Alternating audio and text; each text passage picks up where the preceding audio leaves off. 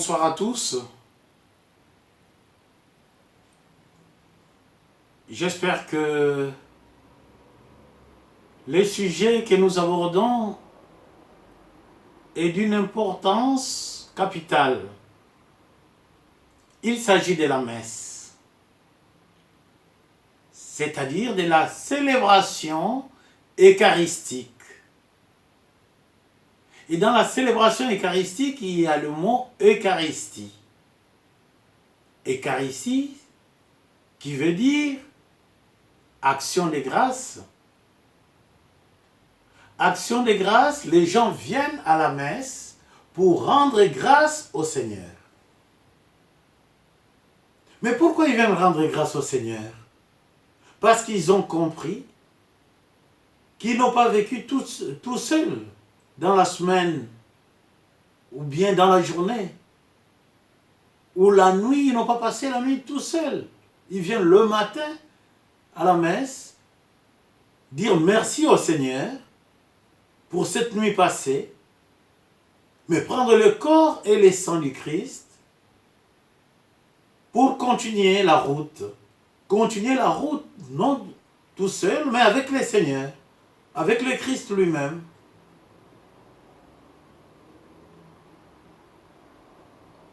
La messe est une invitation pour rendre grâce au Seigneur.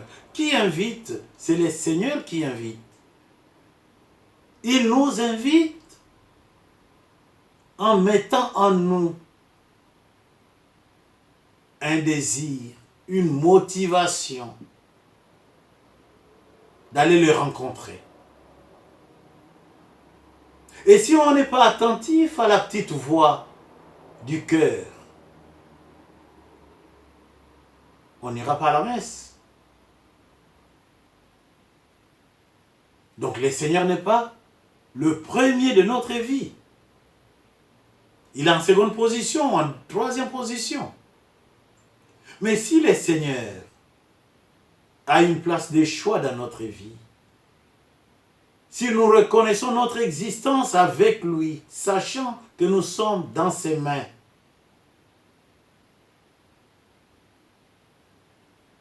nous sommes attentifs à écouter son appel, son invitation.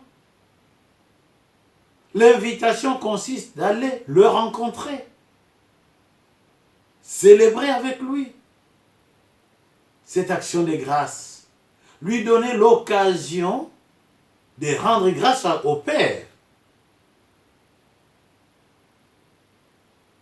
Et quand on arrive à la messe, c'est comme à la fête, quand on est invité à la fête.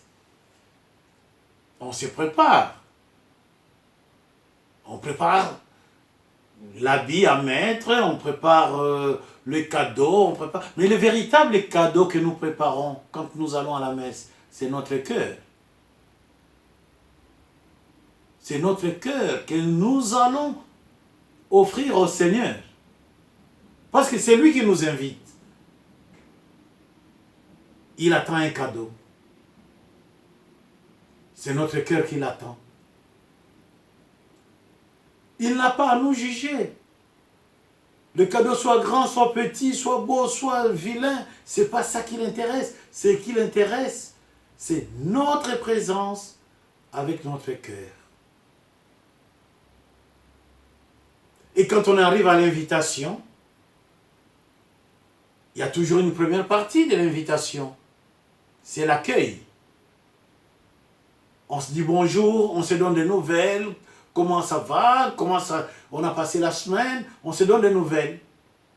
Mais à la messe, il y a aussi cette partie.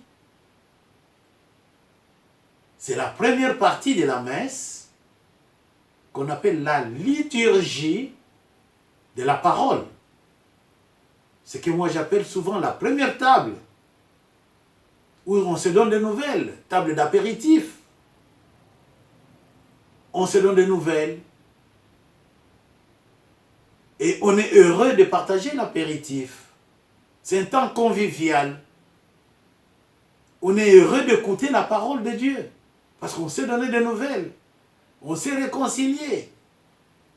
Non seulement avec Dieu, mais avec le prochain. Parce qu'on a dit, je confesse à Dieu. On se reconnaît pécheur. Et on dit, on n'a pas péché seulement contre Dieu, mais contre mes frères aussi. C'est temps d'apéritif qui prend sa fin après l'homélie, la prédication du prêtre, l'enseignement du prêtre ou du diacre, nous permet de passer à la deuxième table. Parce qu'on est invité. On s'est donné des nouvelles. Mais il y a une deuxième table qui nous attend. Donc pendant la fête, qu'est-ce qu'on nous dit? Bon, c'est le temps de passer dans la salle des fêtes, la salle des noces, la salle du repas. Et la deuxième table, c'est la table eucharistique. Là, c'est le Christ lui-même qui vient. Pourquoi? Parce qu'on s'est donné de nouvelles, on est joyeux, oui, le temps convivial nous a bien préparés. L'apéritif nous a bien préparés au repas qui vient. Et la deuxième table, la table eucharistique, qui commence avec la prière eucharistique, la préface. Quand le prêtre dit, le Seigneur soit avec vous. Et nous répondons au prêtre, et avec votre esprit. Parce qu'il ne faut pas que le prêtre soit distrait en ce moment.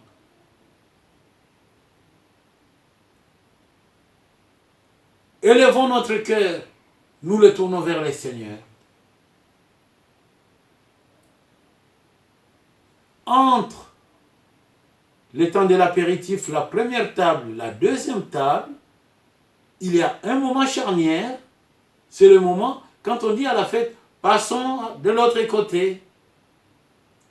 Et le prêtre, qu'est-ce qu'il dit? Prions ensemble au moment d'offrir les sacrifices de toute l'Église. Il ne dit pas au moment d'offrir les sacrifices de notre Église qui est là, de notre communauté, de notre assemblée qui est là, de toute l'Église. C'est-à-dire, nous pensons à l'Église qui est en Asie, à l'Église qui est en Amérique, à l'Église qui est en Afrique, à l'Église qui est en Europe, dans d'autres pays, donc à toute l'Église universelle. Et nous répondons, pour la gloire de Dieu et le salut du monde. Donc nous disons aux prêtres que nous sommes venus ici, à la messe, rendre grâce au Seigneur. Pourquoi? Parce que nous voulons que le monde reconnaisse la gloire de Dieu et nous voulons aider Dieu. Nous voulons participer au salut du monde. Nous voulons que le monde soit sauvé. Nous voulons que tout le monde soit sauvé. C'est pourquoi nous sommes venus. Donc nous nous engageons dans cette partie. Puis le prêtre qui a dit, le Seigneur soit avec vous, nous répondons avec votre esprit. Il dit, élevons notre cœur. C'est-à-dire, il nous fait penser à cette montagne. Parce que dans l'Ancien Testament, on rencontrait Dieu sur la montagne. Pensez à Moïse qui est monté. Le cœur doit être élevé. Monter vers Dieu. Qu'on soit plus distrait. Élevons notre cœur. Une invitation pour qu'on ne soit plus distrait. Pour qu'on ne pense plus à autre chose. Pour qu'on ne pense plus à des courses qu'on va faire après la messe. Pour qu'on ne pense plus à la marmite qu'on a laissée. Pour qu'on ne pense plus au rendez-vous qu'on a. On élève le cœur. Et quand on élève le cœur, le prêtre commence la préface. La préface qui n'est pas l'avant-propos du livre. La préface, c'est la véritable louange. La louange qui appelle à la bénédiction. Rappelez-vous que dans l'Ancien Testament, avant le repas, il y avait des bénédictions. Il y avait la louange. Cette louange s'enchaîne jusqu'à l'invitation des saints tous. Nous chantons tous Dieu est 3 fois saint. C'est ce qui est écrit dans les livres d'Isaïe. Dieu est 3 fois saint. Pourquoi? Parce que la préface, la prière des louanges que nous avons chantée, mais c'est la prière que le Christ a chantée en tant que juif. C'est cette prière qui est inspirée de la liturgie juive.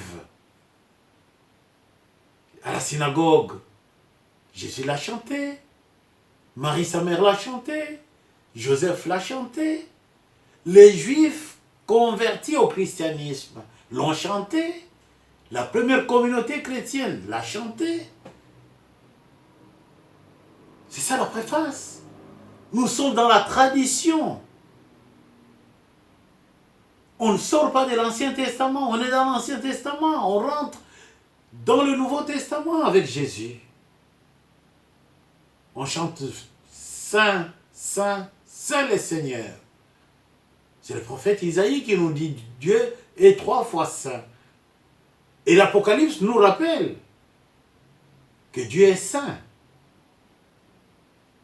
C'est ce que nous chantons. Vous voyez? Après avoir chanté sans tous que Dieu est 3 fois saint, la prière eucharistique, on appelle l'Esprit Saint.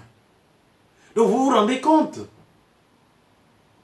Ce n'est pas le prêtre, c'est l'Esprit Saint invoqué au nom de la foi.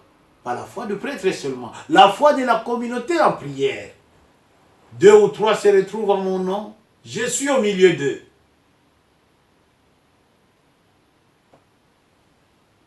L'Esprit Saint descend.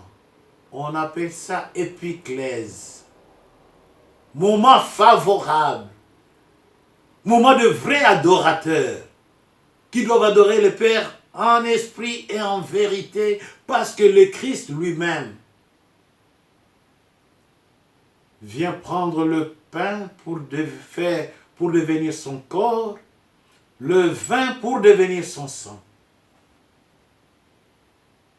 C'est le pain sans azime, sans levain, comme dans l'Ancien Testament. Vous voyez? Et quand le prêtre appelle l'Esprit Saint, impose les mains, c'est là où les gens doivent se mettre à genoux.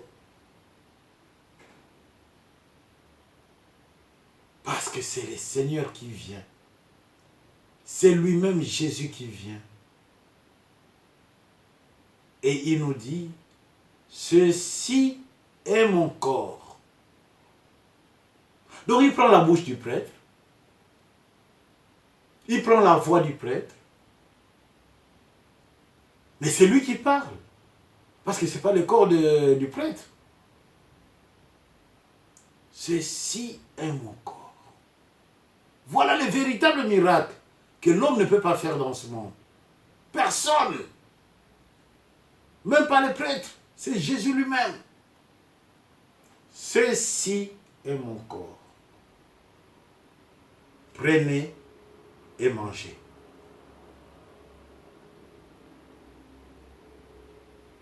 Si on comprend qu'on va à la messe, on va prendre le corps du Seigneur, on ne va pas se limiter seulement à l'apéritif, on passera à l'autre table du repas. Mais on dit, Seigneur, je viens à la messe parce que j'ai envie de te donner ce cœur, avec tout ce qui est dans mon cœur, pour que tu transformes tout. Donc à la messe, on n'est même pas distrait. On suit tout ce qui se passe, tout ce que le prêtre dit. Tout ce que le prêtre dit. Parce qu'on ne devient pas prêtre. On est appelé. Il faut qu'on soit appelé par les seigneurs, comme le Seigneur a appelé les apôtres. Donc on ne peut pas se réveiller le matin, dire, bon, voilà, je suis prêtre, je suis serviteur de Dieu, je suis. Ah non, non, non. Non. Ce n'est pas parce qu'on a fait la théologie. On peut faire la théologie sans être appelé. Mais là, il faut être appelé. Il faut être appelé. Après, Jésus va dire, ceci est mon sang. Pas n'importe quel sang. Parce que c'est le sacrifice ultime. Et il dit les sangs de l'alliance nouvelle. C'est-à-dire l'alliance, on n'est plus dans l'alliance ancienne, où on fait donner des sacrifices, on avait des taureaux, les sangs de taureaux, les sangs de ceci, les sangs d'agneau en sacrifice. Mais là, c'est le sang du véritable sacrifice, de celui qui se donne, le véritable agneau. Cet agneau qui nous fait penser à Abraham, qui voulait sacrifier son fils. Dieu lui dit non. Non. Parce que Dieu n'a pas besoin de sang humain. Dieu lui dit, voilà Abraham, ce que tu dois sacrifier. Cet agneau qui est monté sur l'autel d'Abraham pour être sacrifié, c'est l'agneau véritable qui a dit dans le livre des Hébreux, Père, je vais pour faire ta volonté. Hébreux 8, 10, de Hébreux chapitre 8 jusqu'au chapitre 10. Père, qui enverrai-je? Père, envoie-moi, je vais pour faire ta volonté. Et la volonté de Dieu, que tout soit enfant de Dieu, que tout soit sauvé. Que personne ne dise, je ne peux pas être sauvé parce que je suis dans le péché. Le Christ dit, ceci est mon sang. Prenez et buvez le sang de l'alliance nouvelle, qui est versé pour vous. Pas seulement pour nous, il va plus loin. Et pour la multitude, en rémission des péchés.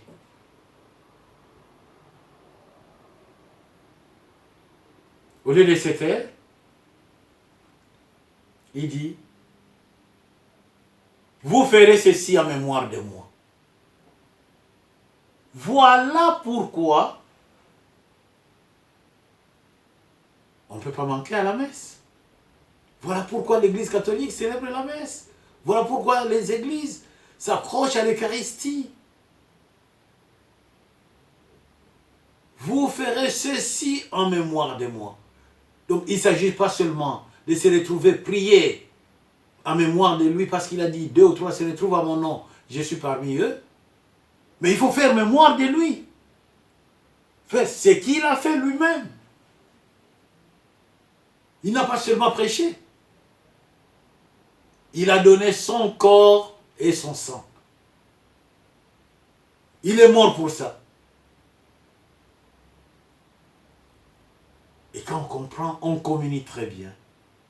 On devient un avec lui. On le reçoit dans sa vie. Et c'est là où il y a des miracles qui se réalisent. Parce qu'on n'est plus tout seul, on est avec le Christ. Et à la fin de la messe, le prêtre dit, allez dans la paix du Christ. Le prêtre ne nous renvoie pas, il ne nous chasse pas. Non. Il nous dit ce que vous venez de vivre. Allez répandre ça. Vous allez comme des missionnaires. Annoncez ce que vous avez vécu. Annoncez comment vous avez vécu l'apéritif. La première partie. La partie de la parole. La liturgie de la parole. Annoncez comment vous avez communié à son corps, à son sang. Comment il s'est donné à vous. Annoncez cela au monde pour que le monde devienne la bonne nouvelle du salut. C'est cela la messe, c'est cela l'action des grâces. Et quand on sort de la messe, on n'est plus pareil. On n'est plus pareil. On n'est plus pareil. Parce que Satan n'a pas besoin, Satan n'a pas peur de l'homme. Mais Satan a peur de l'homme habité par Jésus. Quand on a communié Jésus en nous, Satan tremble. Satan n'est pas content.